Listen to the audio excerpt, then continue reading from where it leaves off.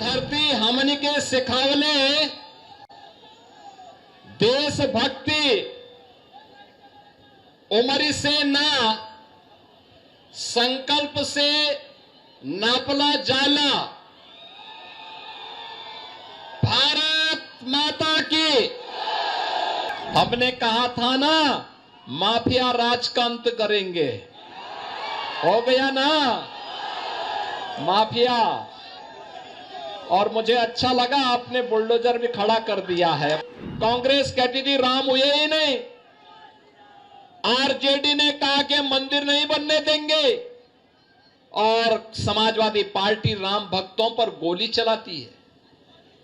हम कहते थे, तब भी कहते थे, गोली हो या डंडा हो, तब भी हम कहते थे कि रामलला हम आएंगे, मंदिर वहीं बनाएंगे। उत्तर प्रदेश में तो ये ऐसे दौड़ता है माफिया की छाती में कि फिर सपा और उसके पार्टनर्स को केवल और केवल उसके यहां फतिया पढ़ने का ही अवसर मिलता है, बाकी कोई अवसर ही नहीं मिलता है। धरती हमनी के सिखावले देशभक्ति उमरी से ना संकल्प से नापला जाला। भारत माता की। भारत माता की। भारत माता की। वंदे वंदे वंदे। जय श्री राम। जय जय श्री राम। उत्तर प्रदेश सरकार में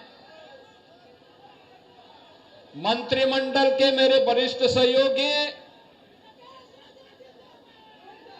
और लोकसभा भोजपुर के प्रभारी श्री स्वतंत्र देव सिंह जी, भारतीय जनता पार्टी के जिला के अध्यक्ष श्री दुर्गा राज जी,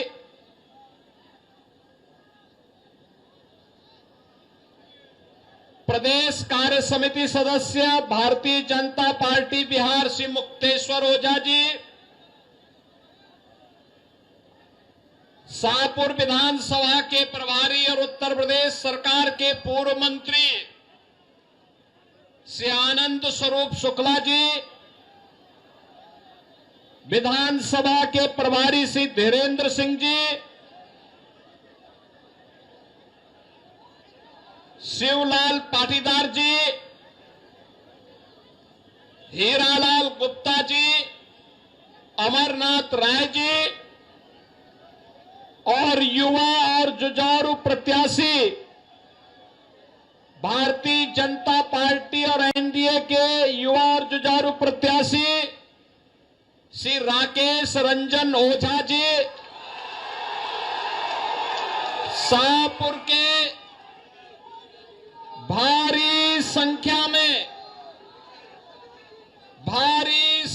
में उपस्थित मेरे सभी उपस्थित भोजपुर और शाहपुर से जुड़े हुए बहनों और भाइयों, भारत माता के महान सपूत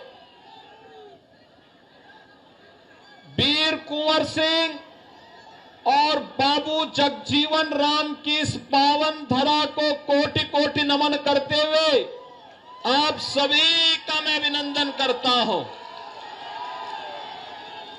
बहनों और भाइयों, आप देख रहे होंगे ये पक्का तय हो गया है कि एनडीए की सरकार फिर से बिहार के अंदर बनेगी। मैं जैसे ही यहां पे आया हूं, इंद्र भगवान ने हल्की हल्की बारिश को पुष्प वर्षा के रूप में करके अपना आशीर्वाद दे दिया है। जब देवी देवताओं का आशीर्वाद प्राप्त हो रहा है और आप सभी का समर्थन प्राप्त हो रहा है, तो एनडीए को आने से कोई ताकत रोक नहीं सकती है। कोई रोक नहीं सकती है। और बहनों और भाइयों, यही कहने के लिए आज मैं विशेष रूप से शाहपुर में आया हूं।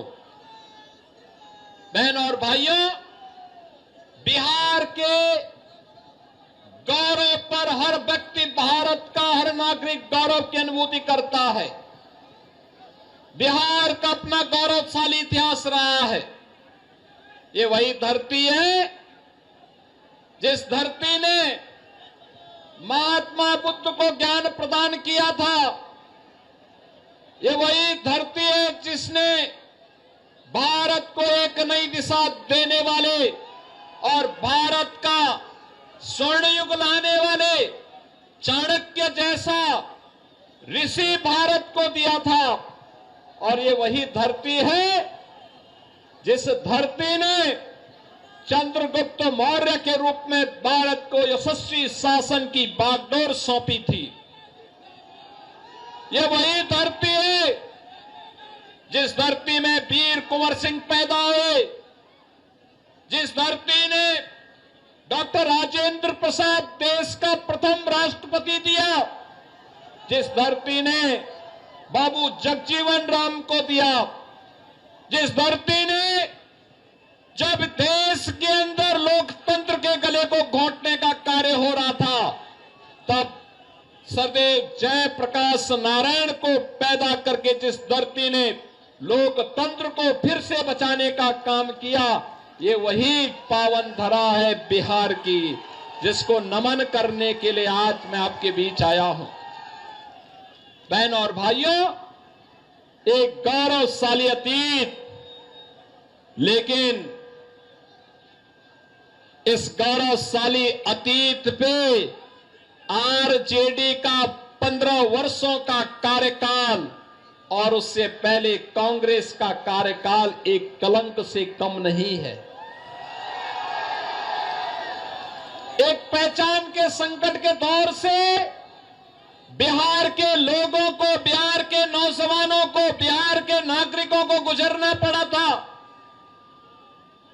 नौजवान पहचान के लिए मोहताज था, प्लान करने के लिए मजबूर था, किसान आत्महत्या करने के लिए मजबूर था, व्यापारी डरा और सहमा था, और बेटी और बहन की सुरक्षा तो भगवान भरोसे थी हो गई थी। बहनों और भाइयों, हमारे बिहार ने अंगड़ाई ली। 2005 में नीतीश कुमार जी के नेतृत्व में एनडीए की सरकार बनती है और बिहार के माफियाओं के दिन लग जाते हैं, उनकी उल्टी गिनती शुरू हो जाती है। बहनों और भाइयों, बिहार एक नई दिशा की ओर आगे बढ़ा। आज फिर से बिहार में वह सब कुछ है जो बिहार में 50 वर्ष पहले हो जाना चाहिए था। कनेक्टिविटी है, बाढ़ प्रबंधन है, स्कूली शिक्षा का प्रबंधन है, इंजीनियरिंग कॉलेज बन रहे हैं, मेडिकल कॉलेज बन रहे हैं, गरीबों के लिए वे योजनाएं जो 2014 के बाद मोदी जी ने सबका साथ और सबके विकास के भाव के साथ देश भर में लागू किया। हर गरीब के पास अपना शौचालय होगा, हर गरीब के सिर को ढकने के लिए छत होगी, हर गरीब के घर में स्वस्थ ईंधन के लिए उज्ज्वला योजना का कनेक्शन होगा, और हर गरीब के स्वास्थ्य के लिए आयुष्मान भारत की सुविधा होगी, हर गरीब के पास राशन कार्ड होगा। और यह कांग्रेस पूरा नहीं कर पाई, आरजेडी पूरा नहीं कर पाई। आरजेडी पूरा करती कैसे? क्योंकि जो पशुओं का चारा खा जाए तो मनुष्य को तो सब कुछ टकार ही जाएगा।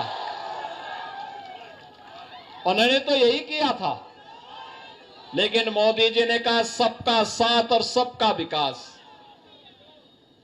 साथ सबका, विकास भी सबका। बिना भेदभाव के शासन की योजना का लाभ हर गरीब को, हर किसान को, हर नौजवान को, हर माता को, हर बहन को उपलब्ध हुआ और परिणाम है भारत में मोदी जी के कार्यकाल के दौरान 25 करोड़ लोग गरीबी रेखा से उभर करके सामान्य जीवन व्यतीत करने की ओर आगे बढ़े हैं, स्वावलंबन के पथ पर अग्रसर बढ़े हैं। एक नया भारत का दर्शन हो रहा है। आज बिहार में मेडिकल कॉलेज बन रहे हैं, बिहार में इंजीनियरिंग कॉलेजों की एक लंबी श्रृंखला खड़ी हो रही है। अब बिहार से पलायन नहीं, इंजीनियरिंग ग्रेजुएट निकल करके प्रगति के पथ पर नए बिहार को आगे बढ़ाने का कार्य कर रहे हैं। बहनों और भाइयों, बिहार के नौजवानों की इस प्रगति को देख करके मैं देखता हूं क्या प्रतिभा है बिहार के अंदर, क्या यहां के नौजवानों में ईश्वर प्रदत्त बुद्धि है। उसको थोड़ा सा प्लेटफॉर्म मिले, पूरी दुनिया को अपनी बुद्धि से आकर्षित करने की सामर्थ्य हमारा बिहार का नौजवान रखता है।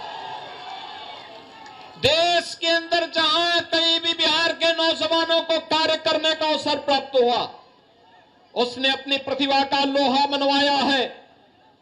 बिना रुके, बिना झुके, बिना डिगे बिहार का नौजवान आज उस क्षेत्र को विकास के पथ पर अग्रसर करता है।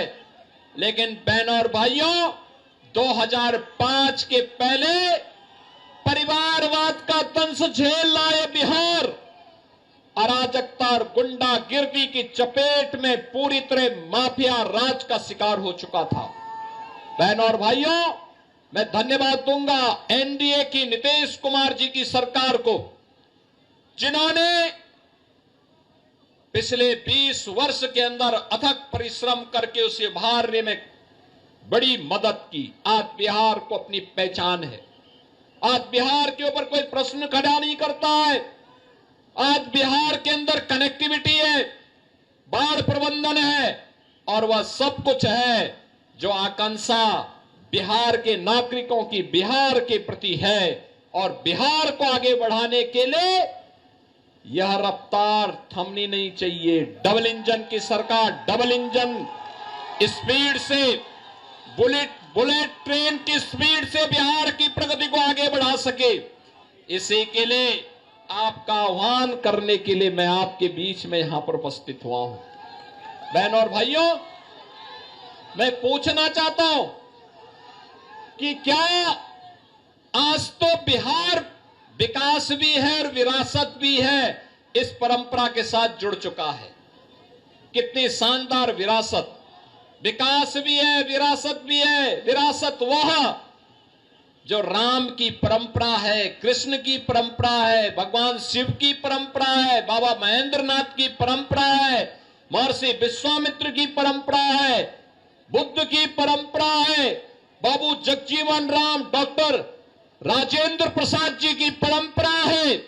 वह हमारी विरासत भी है। बहनों और भाइयों, क्या ये कांग्रेस और आरजेडी अयोध्या में राम मंदिर का निर्माण करा पाती? आप मुझे बताओ, क्या बिहार के लोग अयोध्या में राम मंदिर बनने से खुश हैं कि नहीं है कि नहीं है? राम मंदिर बनना चाहिए था कि नहीं बनना चाहिए था? आप मुझे बताओ, कांग्रेस, आरजेडी और इनका एक पार्टनर उत्तर प्रदेश में समाजवादी पार्टी, ये सभी के सभी लोग राम मंदिर का विरोध कर रहे थे।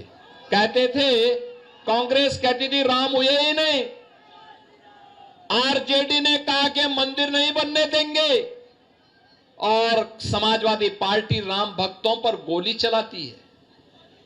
हम कहते थे, तब भी कहते थे, गोली हो या डंडा हो, तब भी हम कहते थे कि रामलला हम आएंगे, मंदिर वहीं बनाएंगे। बन गया ना मंदिर? बन गया ना? कोई संदेह?